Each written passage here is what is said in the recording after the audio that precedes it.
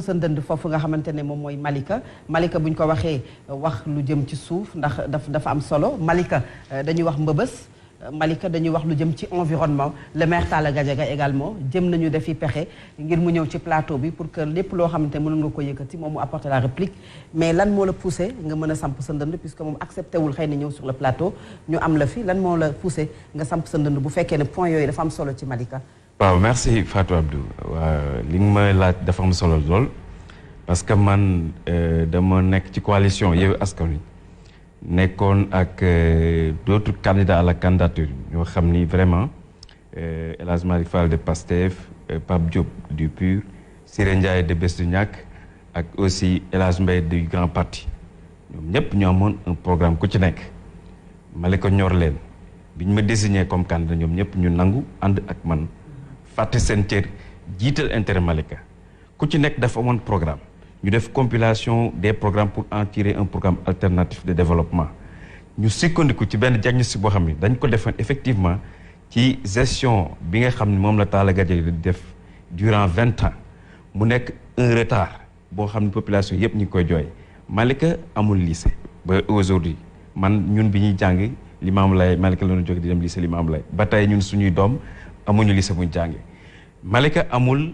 un stade municipal digne de son nom Malika amul casier de sapeur pompier dégg ngeen fa chaque année bu été bi nit ñi di lab foofu di dee Malika amul gare routière amul marché central amul dara mais alors que Malika oui dama lay expliquer commune bi collège bi ak école primaire yi parce que c'est important aussi ñu xam les compétences yi nga xam ne moom lañ jagleel collectivité locale yi parce que li tax ma leeral foofu ba ma lay bàyyi nga yeggale c'est important ñu xam compétence su collectivité locale yi parce que bu fekkee dañ ne gox bi amul lii rek ñu joxañ ci baaraamu tuuma maire bi te nekkul compétence su maire bi ça pose problème c'est juste une précision effectivement bon parce que man li may wax nii xam nga la particularité de la commune de Malika mooy dafa am benn potentiel muy foncier bi nga tudd sànq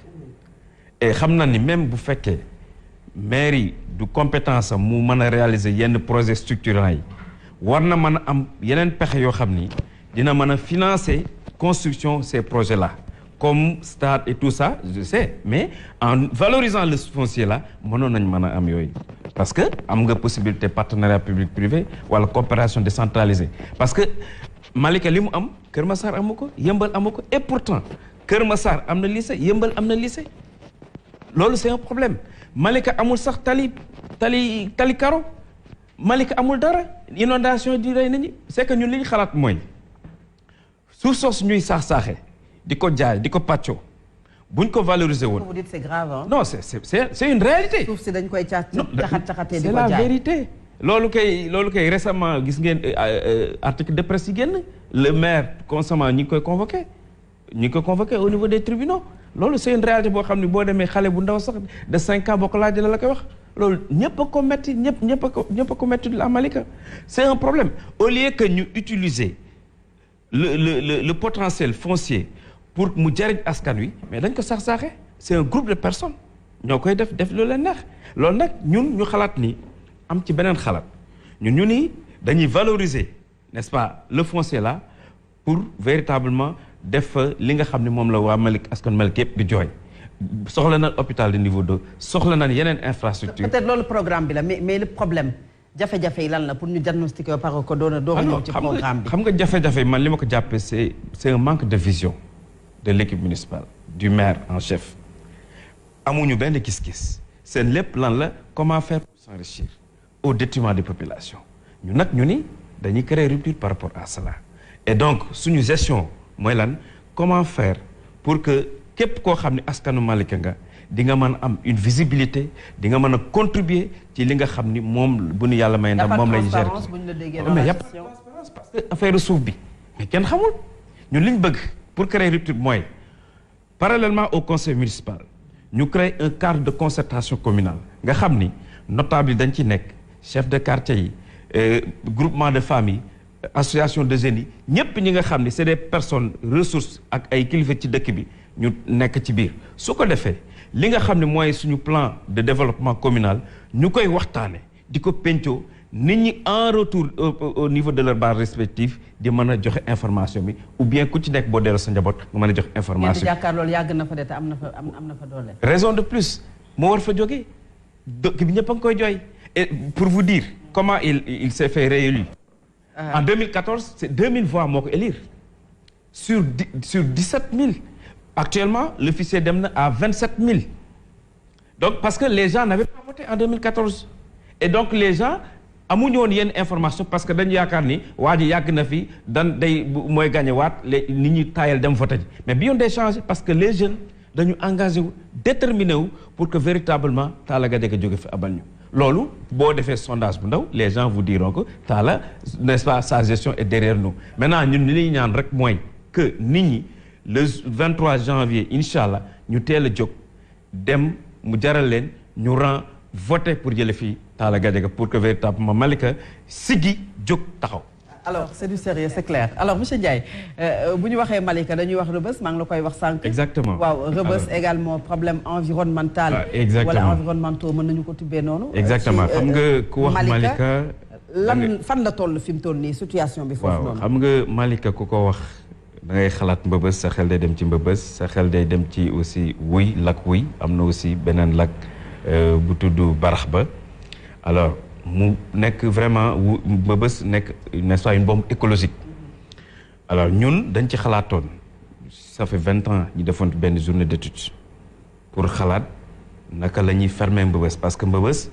dafa pollution bi dafa dem jusqu'à un rayon de 50 kilomètres nappe bi daf ko pollué wu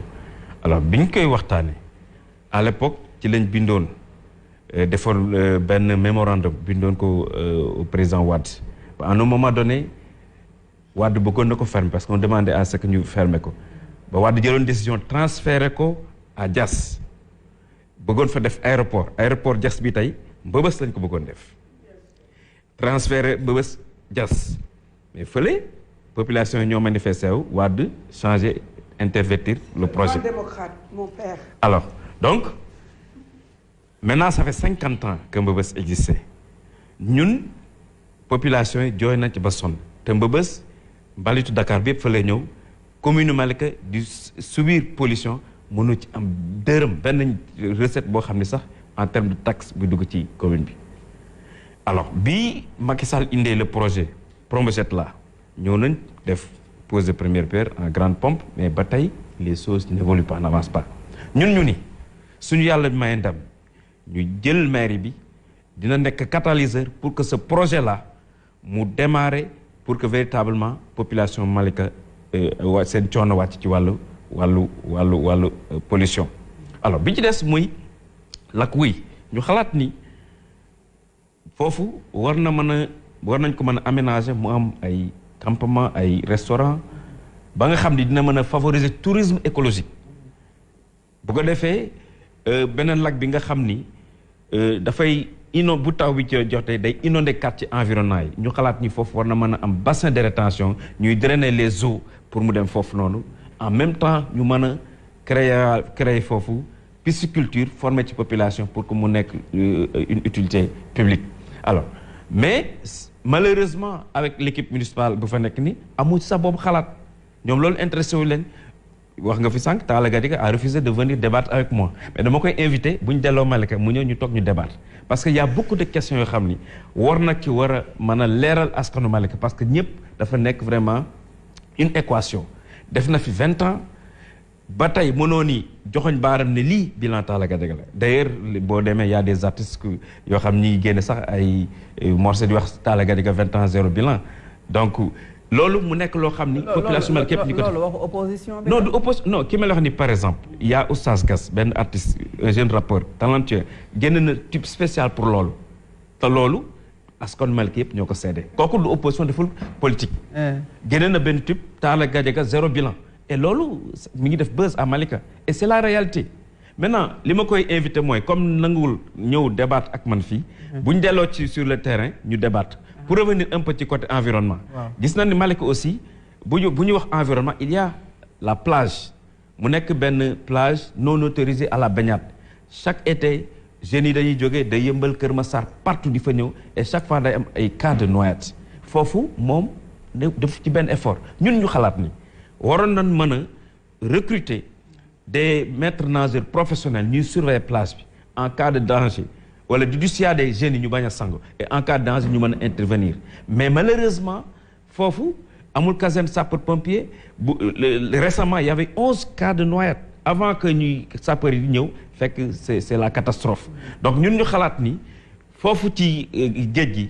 te ci suuf si nga xam ni moom lay nekk di jaay di ko brader waroon nañ fa mën a am xalaat créer fa caserne sapeur-pompier nga xam ni en cas de danger dina mën a ñëw intervenir donc c'est clair en 3 minutes ku ci nekk. alors monsieur Ndiaye programme coalition Yewwi Askan Wi. waaw foofa ca Malika lan la. programme nag bu vaste j'espère que di nga may tuuti temps ma développé. alors ñun programme bi ñu am dafa nekk programme boo xam ni dañu compiler programme de chaque candidat à la candidature issu des différents partis yu seq coalition bi. alors mu nekk programme boo xam ni day jël en charge tous les volets yi nga xam ni muy côté environnement wax nañ ci sànq. éducation formation santé ak tout ce qui est action sociale muy li ñu tuddee économie solidaire sociale alors pour xuus ci rek li ñu ci bëgg a wax mooy côté jeunesse et sport loisir art culture yooyu yëpp nekk na ci biir programme bi ñu ni loolu pour ñu doxal ko li muy laaj mooy dañuy privilégier ñuy tuddee développement du capital humain parce que aussi bu fekkee bëgg nga taxawal dëkk bëgg ko développer il faut que les ressources nga am ay ressources humaines compétentes yu mën a doxal boobu programme ñu ni day miser sur les jeunes former leen encadrer leen à travers des projets et des gestion des projets des formations sur la gestion de projets sur l'entrepreneuriat former en même temps les femmes bu ko defee loolu dinañu mën a permettre ñu mën a booster notre programme auto-emploi gis nañ ni l'État ne recrute plus et da ngay gis beaucoup de jeunes yoo xam ni diplômés wala ñu am seen métier duñ xam naka la ñuy organiser wu naka la ñu mën def pour tirer leur épingle du jeu ñun ñu xalaat ni bu ñu encadrer ces jeunes là jàppale leen ba ku ci nekk mën a am sa projet personnel wala nga am sa entreprise personnelle di nga war a mën a nekk créer soulagement ci say waajur en même temps aussi pour les femmes gis nañ ni les femmes sont très dynamiques mënuñu wax développement en laissant en rade les femmes gis nañ ne chaque semaine ñi ngi def seen tontine di def seen natt di def seen petit commerce ñun ñu xalaat ni ñooñu buñ leen encadrer fexe ñu am kayit de créer ci budget bi benn fonds boo xam ne buy tourner seen biir ñu ci mën a booster seen activité ginnaaw bi ñu leen former ci ay formation en transformation fruits et légumes céréales locales ak savon madar et cetera loolu sax d'ailleurs ñun commencé nañ ko def avec les femmes avant même ñu nekk candidat parce que ñun li ñu gëm mooy développement gëm nañu loolu bu ñu ko defee femmes yi dina soulager femmes yi seen yenn coono yi dina mën a jafe-jafe mooy li muy wax léegi autonomisation de la femme loolu aussi dañ ko xalaat et de la jeune fille bu ko defee loolu dina permettre véritablement borom kër yi mais noppalu bu fekkee yow jeune bi nga xam ne moom nga yor foofu mu nekk en chômage am na ci lu mu jàpp sa soxna am ci lu mu jàpp mais dépense dootul jafe ci kër gi ñu xalaat ni bu ñu réglé biir kër gi nit ñi am esprit tranquille mën a génn ci mbedd mi ñu war a ñëw ci li ñu tuddee cadre de vie su ko defee cadre de vie ñu teg benn programme boo xam ni dina commencer ci sécurité pour sécuriser nos quartiers fexe ba nga xam ni nos quartiers dina am lumière fexe ba nga xam ne nos quartiers dina am benn salubrité bi fexe ba nga xam ne nos quartiers en collaboration avec les jeunes les associations sportives et culturelles dinañ mën a def ay brigades pour mën a sécuriser les quartiers mën a gérer tout ce qui est donc insalubrité ci quartier yi li ñu xalaat aussi mooy que tout ce qui est côté santé fexe ba nga xam ni Malika dina mën a am quand même un hôpital de niveau loolu lu parce que actuellement Malika am na des quartiers yoo xam ne fu mel ni Jàmmalaay fu mel ni biir Barax ba foofu souvent pour que nit malade pour nga évacuer ko surtout les femmes bu ñu accoucher day poser problème am na fu ñu doon dem proximité récemment ñu wax ñu benn cas bu mel noonu loolu yëpp mu nekk yoo xam ni càggante ñu ñu jiite muy Talla Gadaga ak son équipe pendant 20 ans tey waroon nañ dépassé fii tey li ñu waroon ñëw bu ñëwoon tey fii li ñu waroon xalaat mooy naka la ñuy defee investissement ci nit ñi mais noo ñuy waxu infrastructure wala waxu donc projet d'utilité publique donc loolu mu nekk loo xam ni maa Malika yëpp ñu ngi koy jooytu ñu ni coalition Yewwi Askan Wi ñëw na pour dog buumu gàcce ñëw na pour saafara li nga xam ne moom la namoon moo leen metti woon moo tax tey ñu wax ni waa Malika nañu ràññee parmi les 7 candidats 7 candidats yi la liste de la coalition Yewwi Askan Wi mooy la seule liste bi nga xam ni buñ ko wóoloo jox ko mairie bi ñun ak ñoom ñooy liggéeyandoo ensemble ñu delloo leen le pouvoir ñoom ñuy décider et non ñu ñëw di leen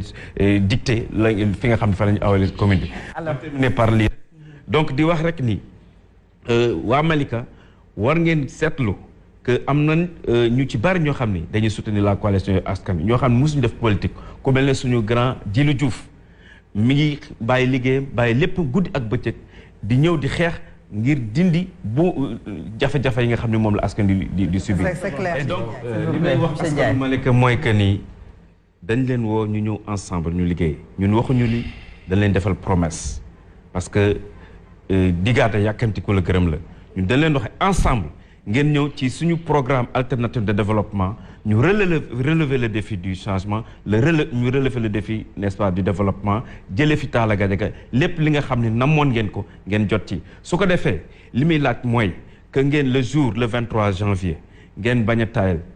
jóg mu jaral leen ngeen dem rang dem voter parce que am na ñoo xam ni ñi ngi leen di dégg jox xaalis di leen ger mais ku leen jox xaalis lekk leen mais ngeen bañ a tromper sur le choix le bon choix mooy la coalition Yewwi Askan Wi. jaajëf Mor Ndiaye moom mooy coalition Yewwi Askan Wi foofu ci Malika.